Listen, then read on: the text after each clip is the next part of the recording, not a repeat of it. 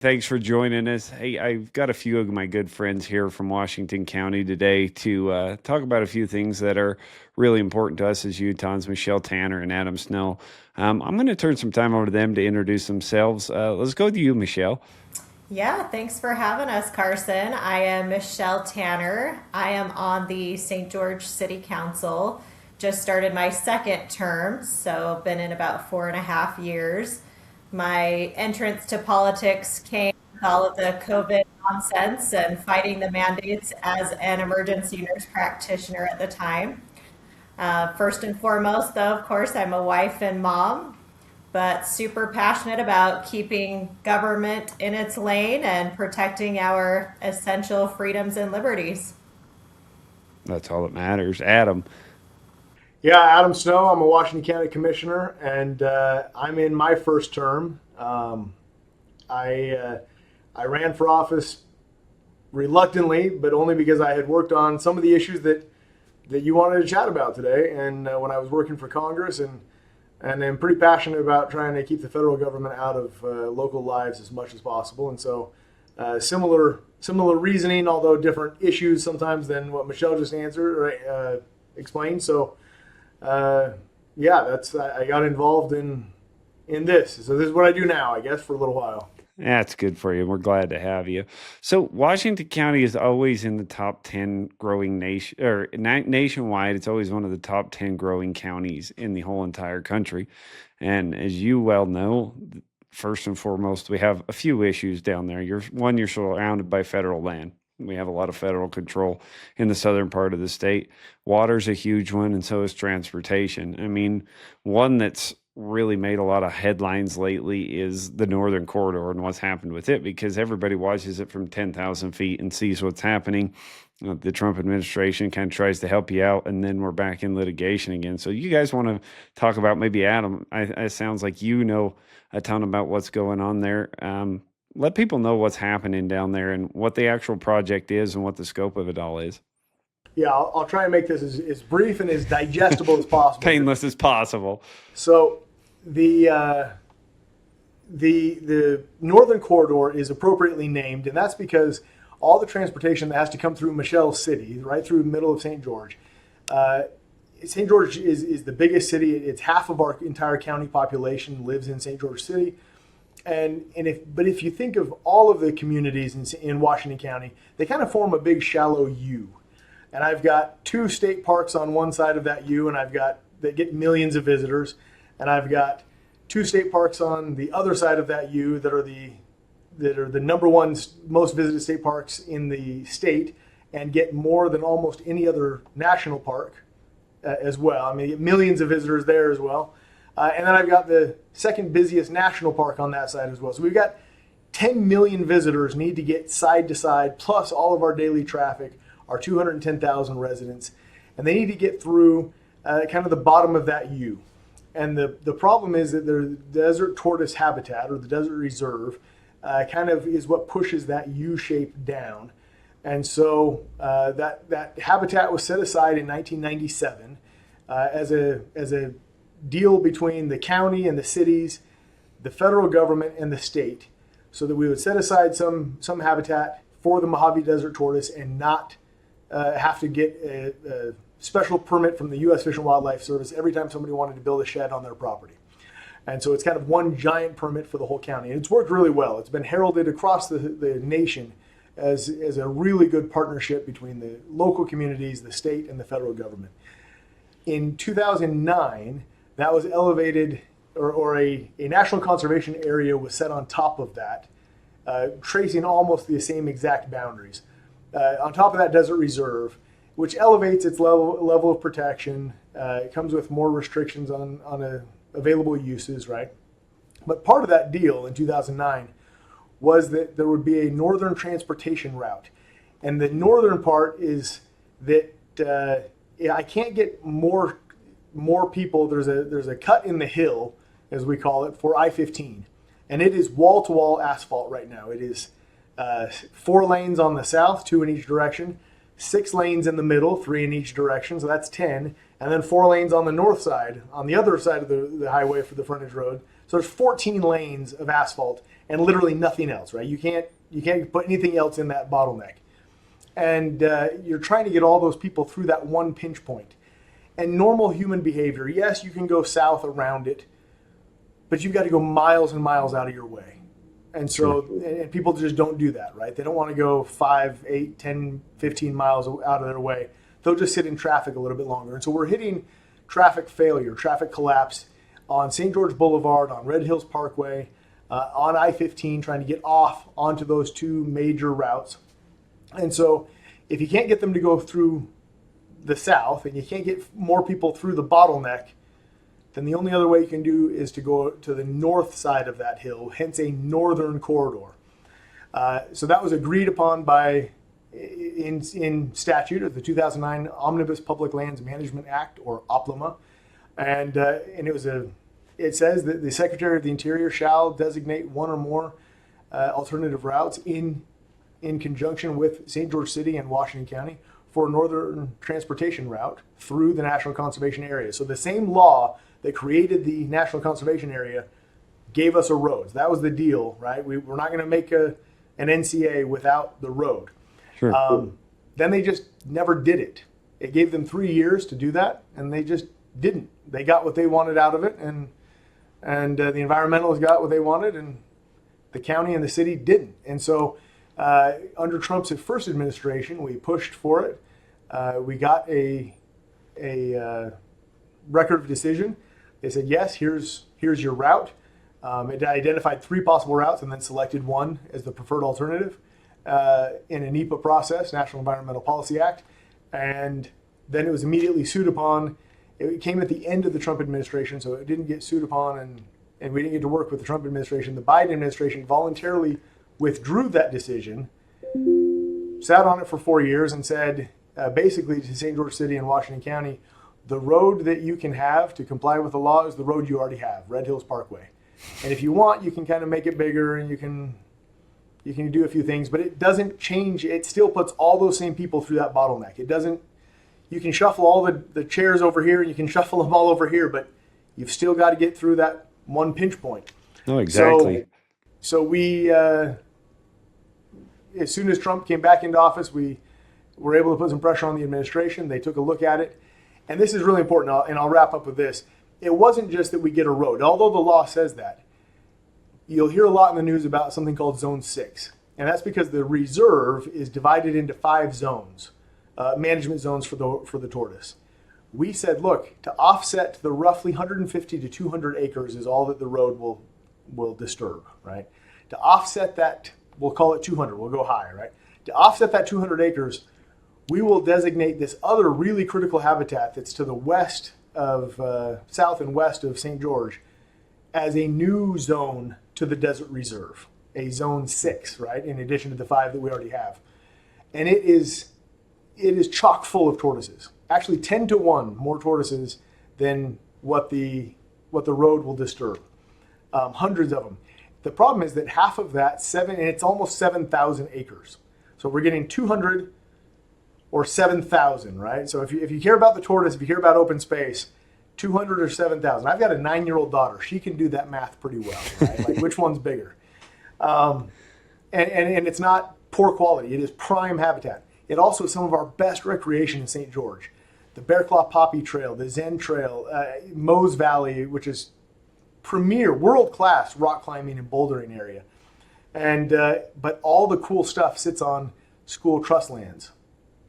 And so half of that 7,000 acres is privately owned by the school kids of Utah. The other half is BLM, but just regular multiple use BLM. So we said we will, and we worked with Sitla, we worked out a great deal. They will put that into the reserve and not develop it. So if you care about tortoises, this is a great deal. If you care about open space and recreation, it's a great deal. If you care about transportation and keeping cars not having them idle on St. George Boulevard and destroy our air, and you want to get home and be with your family and not sitting in traffic after work, this is a great deal. It's a truly, in all of my experience, it is the only time I've ever seen a win-win-win-win. Yeah, but that's never what it's about for the environmental groups. No, because that's the only one it didn't win for is those that want to raise money off the issue. Yep. And so a fringe environmental group here sued again. They enlisted their big bad friends from national firms that have much deeper pockets and we're in litigation again because they would rather not have that zone 6 because it goes away if there's no road, and Sitla will develop it. They've been very clear about that. No, and it just doesn't make sense. And you're absolutely right. And they think that it's going to stifle growth and it's going to stop the growth. It's not. It's just going to make people's lives miserable, which brings us to Michelle. I mean, what are you dealing with at the city because of this? Yeah, I mean, as you mentioned, we are one of the fastest growing cities in the entire nation year after year. And Adam so eloquently explained how it's a no-brainer to have this northern corridor. We should always be placing safety of humans first. And this truly is a public safety issue. You talk about emergency vehicles needing to get to our really one and only medical facility downtown from one side of the county to the other. Those minutes, those seconds are the difference between life and death in certain situations. And to think that we have people stifling this progress for our community to help with safety, with the quality of life. We all know time spent in traffic is often time spent away from our homes and our families. And even from an environmental standpoint, it's not good to be sitting in traffic all day, right? And to the point of protecting the turtles, Zone 6 is a far greater way to protect the desert tortoise. So it's just really frustrating to see that these barriers are in place where they say these are supposed to be safeguards from the federal government, but they're really being used as a sword against us. And so I know you mentioned the Speed Act, but that's something that would be so pivotal in a situation like this to help prevent these situations that are hindering our progress and safety here in our community moving forward. Oh yeah, and you see it time and time again. It's sue and stop and sue and stop, and these environmental groups have used NEPA very effectively, I'll say, as a sword. Like you mentioned, NEPA was always meant to be a shield to protect the environment because all of us want that. Like you said with the Zone 6, we want that habitat. We want to actually use common sense when we're doing these things. We want to make sure that we're doing it right. And it seems like when government gets involved, we don't do things right and we find the most inefficient way to do it. And then we give these environmental groups a green light to hold everything up. And that's what the Speed Act is truly about. Yeah, we're going to still review this process. We're going to see what's going to happen. We're going to do our impact studies, but we're not going to tie up what people need in endless litigation. And it's a fine balancing act. We always have to find a balance with what's best for the environment, what's best for the public, because there's always ulterior ramifications. Because like you say, you're sitting in traffic, cars are idling, people aren't getting home, you're spending more time with engines running. That's harder on the environment. Everything has consequences. So, Adam, how has NEPA, how have they weaponized NEPA? I mean, we could probably go for days on this, but in this particular instance, how have they weaponized it to stop this process? You know, the problem with NEPA is it requires, and you know this, Carson, obviously, you and Michelle know this, but for any of your listeners, the problem with NEPA is that there are things that make sense if you want to apply common sense, but if you want to weaponize it, you can always find something that wasn't analyzed enough, right? Mm-hmm. You just didn't analyze this, and it's not the same issue, but I know of another one where they were looking at the Andelette coal mine in Kane County and Garfield County, and they literally analyzed the impact of coal trucks hauling out coal on the environment in Los Angeles as they hauled it to the port to be put on ships. That is how far away. And I don't think that's what NEPA was ever intended to do. No. It was supposed to say, what are the impacts to this land? You're going to put in a road, you're going to develop something, you're going to put in a mine. What is the impact to that, and how do we offset it? Or do we care if we offset it, right? And so they have all their various levels, but you can always find something, well, that's fine. Did you using that coal truck, did you study the impact of the ships, the exhaust off the ships as they go? What about the impact to China when it gets there, right? So then we have to analyze. It's a never-ending. What about burning the coal in China? I mean, where do we quit? To analyze. And that's what they did on this one. It was, well, you didn't analyze fire enough.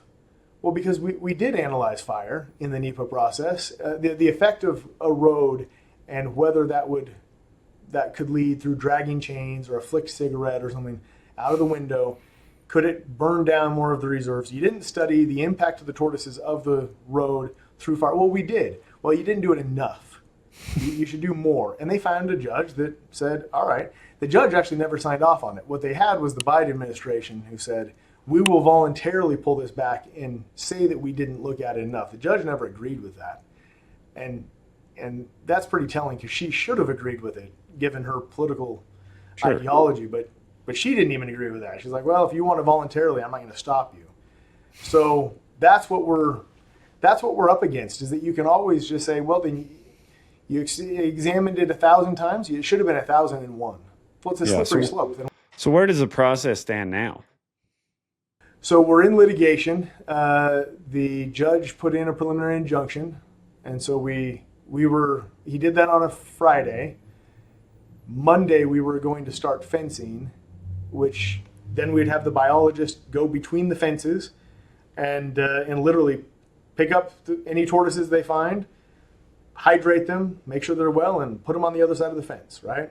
So that they'll all be safe. Now we know that we've got a really clear fence, pathway, and then we'd start putting in the road, right? Doing the geotechnical testing and the other things that we've never been allowed to go do because it's out there in the middle.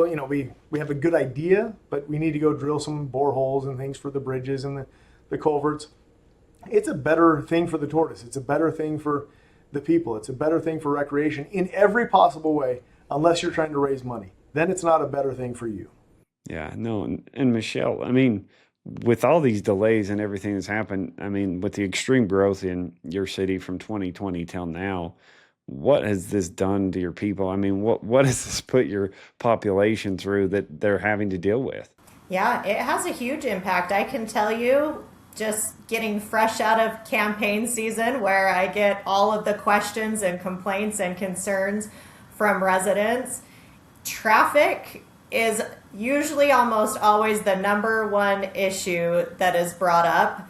And of course, we do our best to mitigate because we do have a lot of topography barriers in our beautiful area of the state. And yeah, this northern corridor could have been done, 20 years ago, and Right. could account for this massive amount of growth that we've had since then. So it does. It affects Yeah. our quality of life here tremendously. Yeah, and that's a good point, and that's why everybody's really moving there. And again, people say, "Well, it's a great thing because if traffic's bad, people aren't going to move there." No, they're still going to move there. Everybody's just going to be miserable, and I think that that's a point that everybody needs to remember. Other things that you guys deal with down there that generally gets in the way. I mean, public land use is always one, but another huge one that you guys deal with often is your water issues. I mean, that's huge. You've got some really great reservoirs. How has NEPA and that process affected your water usage and your water storage down in Washington County? It is it's such a pain, Garson. They we built Hoover Dam and Lake Mead literally in far less time than it is and way less money than it's taken us to build a 4,000 acre foot, very small reservoir called the Chief Toker Reservoir, which is under construction right now. It's a good piece of infrastructure for us. I think we're at 22 years now that they've been working on it. We just secured the land in a very complex four-way trade for Warner Valley, which will be our largest reservoir here. Mm-hmm. An absolute integral piece of our infrastructure that we need to be able to continue to provide a quality of life for our citizens and our tourists that come here. But that and I won't only blame NEPA, but that was supposed to have been built in 1940. Mm-hmm. Pearl Harbor is what derailed it. So I'll give some credit to World War II is what kind of changed the focus. But it was years and years and years. And it's not only the time, it's the dollars are massive in going through all of the process of NEPA, hiring the consultants, the people that will write it, because it should be the federal government agencies that are doing it, and they will eventually, a few decades from now, if they ever get to it, if you want to have it done in any kind of a reasonable time frame, like your lifetime, Yeah. then you have to hire your own contractor to write NEPA. And there's only a few of them that are approved, right? So you hire your own engineering firm to come in and help you write the NEPA. So you've got to pay to do something the federal agencies are supposed to do. It's going to take years of that time. If we had built the Northern Corridor when it was allowed in 2009, let's say they did their analysis and we were building it by 2010, 2011, it would be a fraction of the cost. This roadway, which is under 4 miles, will be hundreds of millions of dollars. That's taxpayer dollars, Utah dollars. These aren't federal dollars, right? These are Utahns' dollars that are going in for this road. I personally think we should be able to sue for the delays. From the first permit to now, we're up tens of millions of dollars just in new construction costs, maybe up to 40% more. We don't know yet, right? Because it's not built. So I don't know when it's going to finally be done and what the total cost is. But that is all money that is wasted taxpayer dollars because one small group didn't get their way. Yeah, no, and that on that point, we have the Gooseberry Narrows project up here. I think we're on our 4th environmental study, and every time they do it, it's $500,000. That the county or the Water Conservancy District has to pony up every time. That reservoir was supposed to be done. Again, they stopped construction on the dam of it when World War II hit. And that is going to supply or should supply all the drinking water for the northern part of our county because we're rationing water. People are only allowed to water their lawn or garden 1 day a week right now because we have no water storage. And so it's detrimental, again, to the quality of life. Michelle, as far as water goes, I mean, where does most of your water for your city come from? What does the future look like for them? Yeah, well, and first of all, to the point of everything we've been discussing, it goes back again to why is the federal government hindering us from putting public safety first? And water, of course, is pivotal to our existence. And the majority of our water source is through the Virgin River, but with our growth, we are having to start reuse. And St. George City has done a good job with our reuse center, which we are expanding right now as well. But part of that is we have to have somewhere to store this water. And Graveyard Wash is one example recently that I think we're finally getting to the point of cutting through all of that federal red tape. But similarly, we went through a lot of environmental issues just trying to get this simple, small reservoir in place to store our reuse water. So it's just crazy. Yeah. And I mean, that's what we're dealing with. So the majority of water, if I understand correctly, comes either out of the Pine Valley Mountains or Zion down Virgin River.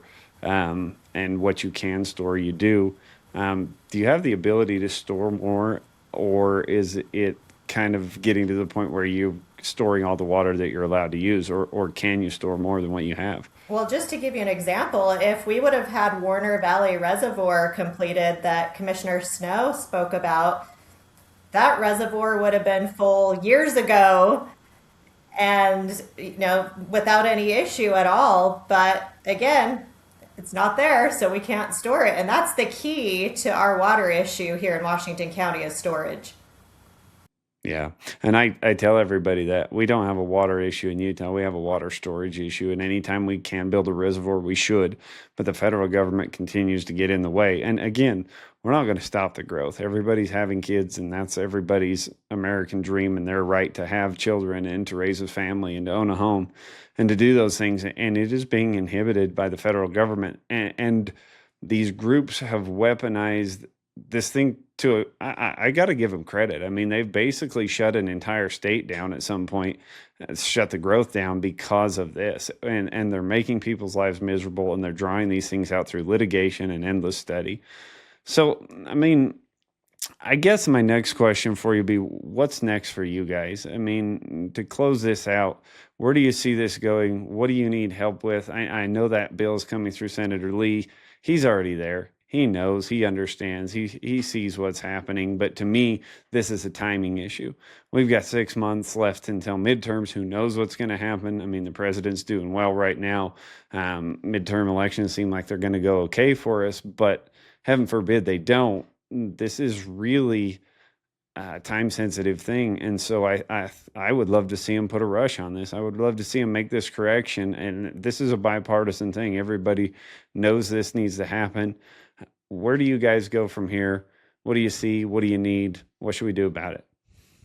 I would say that, in addition to the legislation, we need that 100%. We also need the American people to open their eyes, because you're right, this is a bipartisan issue. If you don't have water for your communities in the West, you don't care who is the mayor or the city council or the commissioner or the governor or whoever it might be, right? You just need water. And so it transcends political boundaries. California has water issues, major water issues. Yeah. Colorado has water issues. Arizona has water issues. Utah has water. We all have water issues, and we're across the political spectrum on that. But the people need to engage on this and quit giving some of these groups that they raise insane amounts of money on just blatant lies of what is going on, and oh, we need to stop this, and we need to save this, whatever they might, whatever the Delta smelt. The catchy thing is, like Michelle just said, from water, we can treat every drop of water. We have 2 major treatment facilities in the county. St. George takes one, Ash Creek takes the other. Every drop of water funnels, with only a couple of exceptions of septic, in the very rural areas, but every municipal drop of water funnels into one of those 2 centers, and we can treat every drop, reuse it outside, on your gardens, on your lawns, on parks for kids and at schools and things like that. But we have no place to store it. This seems like this would be an environmental dream. Sure. We're going to use less water, right? We will reuse every drop and recycle it over and over and over again. Utah is not required on the Virgin River to send a single drop south of our border, down to Nevada or Arizona, other than to keep the fish alive. That's all we have to do, but we have nowhere else to put it. So we put it back in the river, and it just flows down to Arizona and Nevada and down into Lake Mead, or farmers or other people use it down below. But if we had more storage facilities, we'd be able to stop having to drill new wells. But it's the fact that we have to ask Mother May I anytime that Michelle City, the St. George City needs to fix a pipe. We've got to talk to the Forest Service or the BLM, and we've got to say, please, can we continue to provide services and resources to our citizens? If we do, if we need to store anything, can we please store our own water? Are we allowed to do that? Well, yeah, for millions and millions of dollars and a lot of time, we'll maybe let you do that. It's not fair. I think it's unconstitutional. We do not, it violates the 14th Amendment. We are not served the same as East Coast citizens. And so I would say, other than this piece of legislation, our federal delegation is strong with us on this. They all are very supportive, but we need the American people to wake up and realize that, this isn't right. And I won't give money to groups that are hindering this and weaponizing against other American citizens. And I won't, and I will encourage my delegation to also vote for it so that we can all be treated fairly under the Constitution. Absolutely. Michelle. Yeah, well said. I do think time is of the essence, as you mentioned, with midterms coming up. We need to be advocating for the SPEED Act. I do know our delegation, I've met with Senator Lee on this as well, and I know he's very passionate about this, so I have no doubt about that. But it doesn't mean we don't still need to rally support to actually get this done. So that's what I would encourage people to do. No, absolutely. Utah's a great place to live.